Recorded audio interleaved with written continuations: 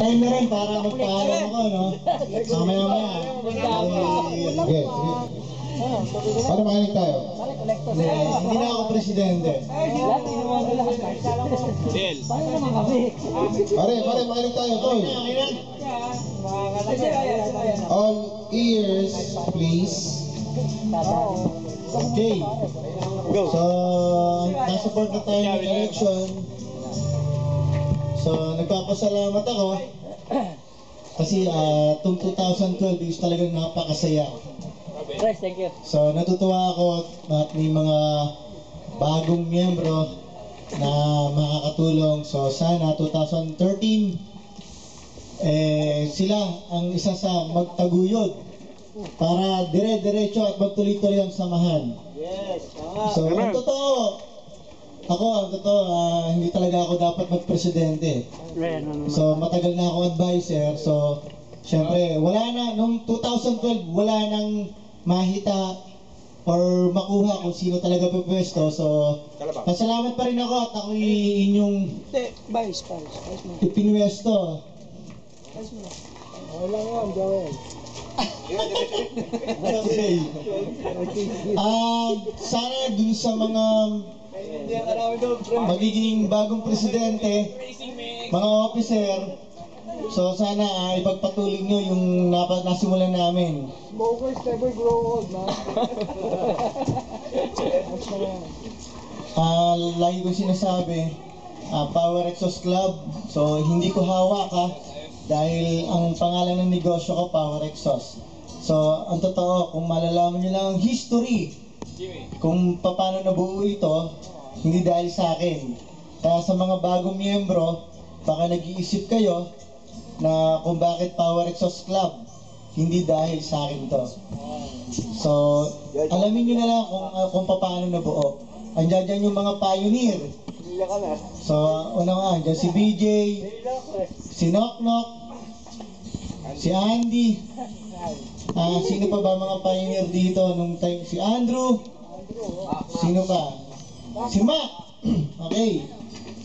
So, sana ipagpatuloy niyo yung naumpisahan namin. Kahit na napakahirap nung mga time na nakapwesto kami.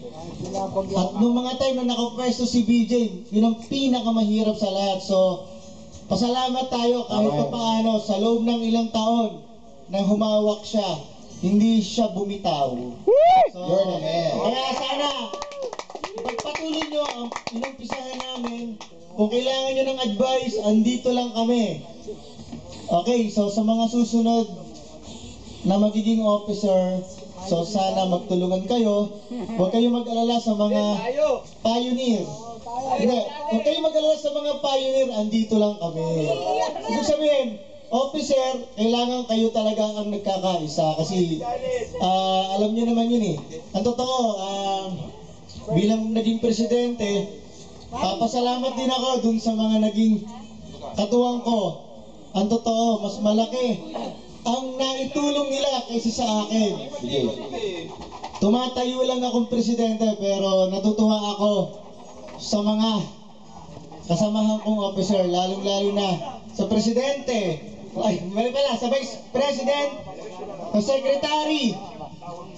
Natutuwa ako sa kanila kasi 70% ng pamamalakad ginawa nila.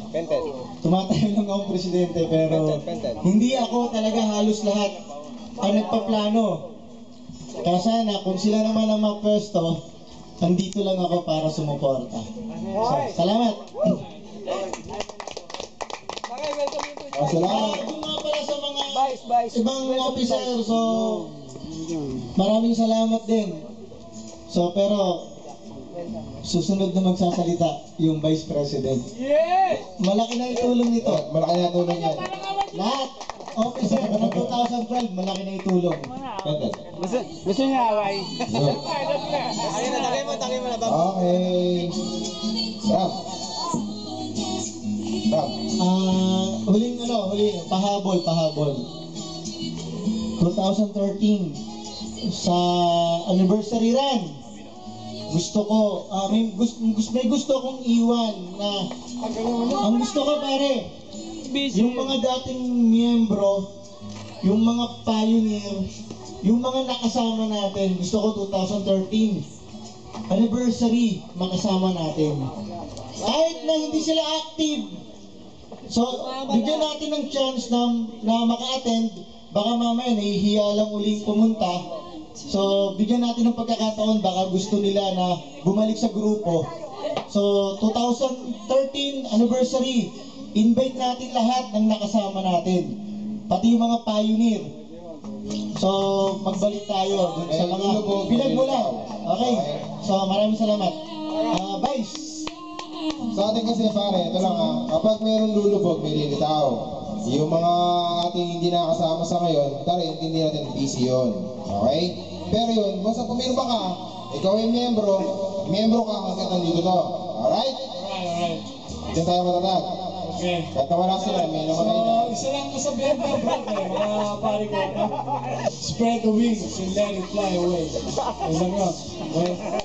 Ito nga pala sa mga bago naging miyembro, mas maganda alamin nyo kung paano nabuo yung Power Exhaust. Para kung sakaling tanungin kayo ng ibang gusto mag-miyembro sa atin, may masasabi kayo. Kasi mahirap yung gusto nyo mag-miyembro, tapos tinanong ka, hindi mo alam kung paano nag-umpisa. Diba? Ang history, ang totoo. Nag-umpisa kami sa racing. So, nagkakilala kami dahil sa pocket bike. Si BJ, si Noknok, si Andy. Mga riders namin, puro mga anak namin. So, doon kami nag-start. Araw-araw, gabi-gabi, nasa libid kami, nagiinom. Bukod doon, nagseset up kami ng motor. So, nung mga time na yun, naging malalim na yung samahan namin. So, doon namin naisip na bakit di tayo magbuo ng samahan or ng racing